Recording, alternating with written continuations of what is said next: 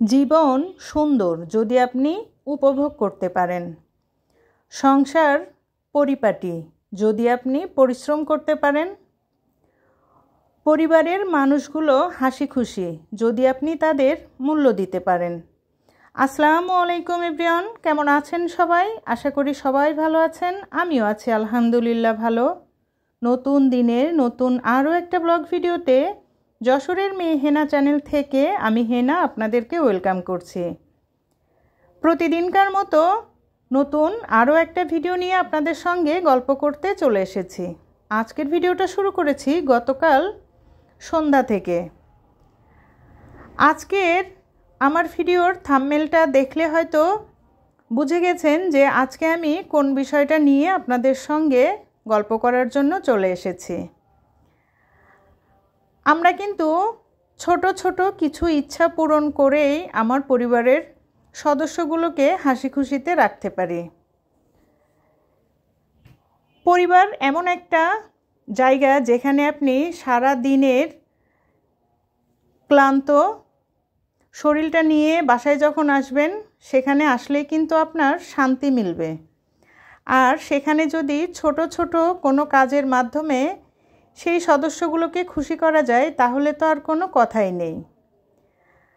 আজকে আমি কিভাবে করে আমার সংসার গোছিয়ে রাখি এবং সকলের ইচ্ছার প্রাধান্য দেই, সেটাই আপনাদের সঙ্গে শেয়ার করব। এই যে দেখছেন, আমি এখন খুব সুন্দর একটা নাস্তা তৈরি করছি। প্রথমেই নাস্তা প্রসঙ্গে একটু বলি। এটা হচ্ছে ওটস দিয়ে খুব মজার একটা নাস্তা। যেহেতু আমার বাসায় একটু সবাই খাবার দাবার বা তেল মশলা জাতীয় খাবার কম খায়, একই নিয়মে কিন্তু এই ওটসের নাস্তাটা প্রতিদিনই খেতে ইচ্ছা করে না। আর যার কারণে আজকে আমি একটু বুদ্ধি খাটিয়ে খুব মজার একটা নাস্তা তৈরি করে ফেলেছি। আমি ওটস নিয়েছি, তার ভিতরে একটা ডিম দিয়েছি, একটু মরিচ পেঁয়াজ ধনেপাতা কেটে খুব সুন্দর করে কিন্তু আমি যে দারাজ থেকে ফ্রাই প্যানটা কিনেছিলাম সেটাই মজার একটা নাস্তা তৈরি করে ফেলেছে। আমি চাইলেই কিন্তু এভাবে করেই নাস্তাটা পরিবেশন করতে পারতাম, কিন্তু আমি চিন্তা করলাম যে এই নাস্তাটা খাবে সে তো প্রতিনিয়তই ওটস দিয়ে একই ধরনের নাস্তা খায়, আর তাকে একটু খুশি করার জন্য আজকে দেখেন আমি নাস্তাটা কত সুন্দর করে ডেকোরেশন করে নিয়েছি। এখানে কিন্তু আমার যে মানসিকতাটা কাজ করেছে সেটা হচ্ছে তার একটু হ্যাপিনেস। সত্যি বলতে আমি যখন এই নাস্তাটা সামনে দিয়েছিলাম, সে কিন্তু নাস্তাটা দেখে আমাকে থ্যাংক ইউ বলেছিল। আর সে হচ্ছে আমারই ছোট ভাই। আমার ছোট ভাইটার খুশিটা দেখে আমার কিন্তু এই কষ্টটা সার্থক হয়ে গিয়েছিল। আমরা চাইলেই এরকম ছোট ছোট কোনো কাজের মাধ্যমে কিন্তু পরিবারের সদস্যদেরকে খুশি করতে পারি। আর এখন আসি আমি কিভাবে ঘর দুয়ার সবসময় পরিপাটি রাখি। আগের ভিডিওটা কিন্তু গতকাল সন্ধ্যায় ছিল, আর এখন যেটা দেখছেন এটা হচ্ছে আজকের ভিডিও। সকালে ঘুম থেকে উঠে সবসময় চেষ্টা করি আগে বেলকনি থেকে ঘুরে আসার, তারপরে কিন্তু সবাইকে নাস্তা তৈরি করে খেতে দেই। নাস্তা খাওয়ার পরে আমি কিন্তু সবার আগে যে কাজগুলো করি, প্রতিটা বেডরুম আগে খুব সুন্দর করে গুছিয়ে নেই। গোছানো কাজ আমি বরাবরই পছন্দ করি। বেডরুমটা গুছানো শেষ হলে পরিবারের এলোমেলো যে কাজগুলো থাকে আমার মনে হয় সেটা সবার আগে শেষ হয়ে যায়। বেডরুমটা গুছিয়ে তারপরে চেষ্টা করি অন্যান্য যে কাজগুলো আছে সেগুলো সেরে নেওয়ার। আমি কিন্তু অনেকের মতো একদম একদিনে সব কাজ শেষ করি না। আমি ডিপ ক্লিনের ভিডিও অনেক কম আপলোড করেছি আমার চ্যানেলটাতে, কারণ আমার কখনোই ওভাবে ডিপ ক্লিন করতে ইচ্ছা হয় না। যেহেতু আমি সব কাজ একাই হাতে সামলিয়ে থাকি, যার কারণে যখন যেটা ময়লা হয় আমি কিন্তু সঙ্গে সঙ্গেই সেটা পরিষ্কার করে ফেলি। এর জন্য আমার প্রতিদিনকার কাজ প্রতিদিনই গোছানো থাকে। ডিপ ক্লিনের কোনো প্রয়োজন হয় না, কারণ আমাকে তো হেল্প করার মতো কেউই নেই। যাই হোক, বেডরুমটা কিন্তু খুব সুন্দর করে গুছিয়ে নিয়েছি। আর এখন কিছু কাপড় আয়রন করতে দেওয়া হবে, যার কারণে কাপড়গুলো কিন্তু আমি ব্যাগে ঢুকিয়ে রাখছি। এটাও কিন্তু একটা গোছানো কাজের ভিতরে পড়ে। আমি যদি এগুলো ওয়ার্ড্রোপের একটা কর্নারে দলা করে রেখে দিতাম, তাহলে কিন্তু এই কাপড়গুলো কবে আয়রন করা হতো তার কিন্তু কোনো ঠিক নাই। এই যে এই ব্যাগটা হচ্ছে আমার বাসায় লন্ড্রি করার কাপড়গুলো রাখার জন্য। যার যে কাপড়টা আয়রন করতে হবে সে কিন্তু এই ব্যাগে করেই রেখে দেয়। আমি কাপড়গুলো সুন্দর করে ব্যাগে ঢুকিয়ে রেখে এখন চলে এসেছি ড্রয়িং রুমে। এই যে দেখছেন আমার টিভি ক্যাবিনেটটা, আমি কিন্তু অফ ক্যামেরাতে এটা পরিষ্কার করে নিয়েছি। প্রতিদিনই চেষ্টা করি সব কিছু মুছে রাখার জন্য। আর আমি যখন দিন শেষে একটু সব দিকে তাকিয়ে দেখি তখন যে আমার কি ভালো লাগে। এখন দেখেন সংসার গোছাতে গোছাতে আমি একটা খুব সুন্দর গিফট আইটেম রেডি করে ফেলেছি।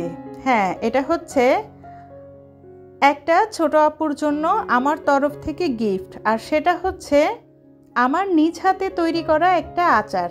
আর এটা কোথায় যাবে জানেন? এটা সুদূর আমেরিকা যাবে। এই পার্সেলটা আমি যে তার কাছে পর্যন্ত পৌঁছাতে পেরেছি, এটাই আমার কাছে অনেক আনন্দের। সে কিন্তু আমার কাছে চাই নাই, তবে আমি তার একটু খুশির জন্য এই কাজটা করেছি। সত্যি বলতে সে যে এত খুশি হয়েছিল, আমাকে ফোন করে অনেক ধন্যবাদ দিয়েছে। এটাই হচ্ছে আমার সবথেকে বড় প্রাপ্তি। সংসারের সব কাজ শেষ করে অফ ক্যামেরাতে কিন্তু রান্নাও করে নিয়েছি।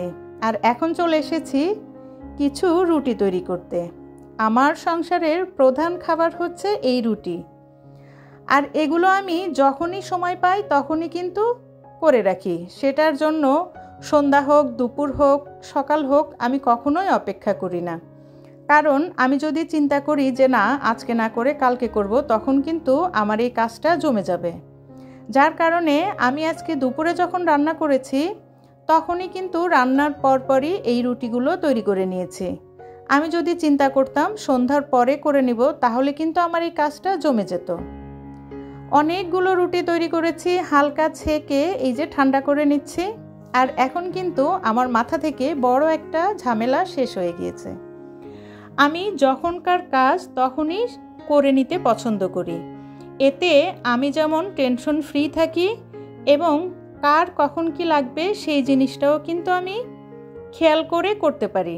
একটা কাজে ডুবে থাকলে কিন্তু অন্য কিছু খেয়াল করা যায় না। এখন চলে এসেছি খুব মজার একটা পার্টে। বাসায় অনেকগুলো কলা আনা হয়েছিল আর সেগুলো কিন্তু নষ্ট হয়ে যাচ্ছিল। কোনো কিছুই আমার নষ্ট করতে ভালো লাগে না, তাই এই কলাগুলো কিভাবে কাজে লাগাবো সেটাই খুঁজছিলাম। আর এই কলাগুলো কাজে লাগিয়ে সন্ধ্যায় মজার একটা নাস্তা তৈরি করে নিয়েছি। ভিডিওর এই প্রান্তে এসে সবার কাছ থেকে একটা লাইক চেয়ে নিচ্ছি। যারা আমার ভিডিওটা ক্লিক করেছেন, লাইক দিতে ভুলে গিয়েছেন, প্লিজ একটা লাইক দিয়ে আমার ভিডিওটা কন্টিনিউ করবেন।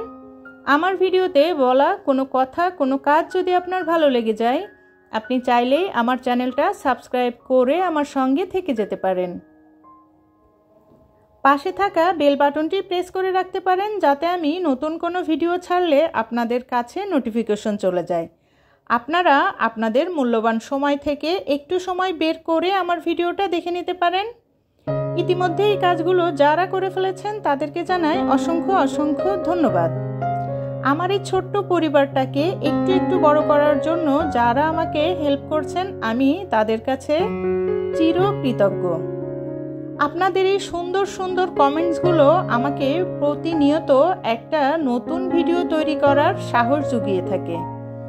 আমি আমার এই ছোট্ট পরিবারটাকে যতটা ভালোবাসি, ঠিক ততটাই কিন্তু আমার রিয়েল পরিবারটাকে ভালোবাসি।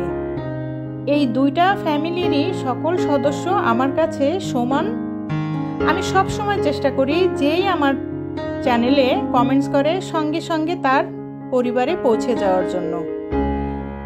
আমি চাইবো আপনারাও আমাকে এইভাবে সাপোর্ট করবেন। আর আমি আপনাদের সঙ্গে গল্প করতে করতে দেখেন কত মজার একটা পিঠা তৈরি করে নিয়েছি। সত্যি বলতে আমি একটু নরম হওয়ার জন্য কর্নফ্লাওয়ার দিয়েছিলাম, আর চাউলের গুঁড়া দিয়ে যেহেতু বানিয়েছি, পিঠাটা কিন্তু অনেক মজা হয়েছিল। কোনো কিছু নষ্ট করতে আমার একদম ভালো লাগে না। সবাই ভালো থাকবেন, সুস্থ থাকবেন। আল্লাহ হাফেজ।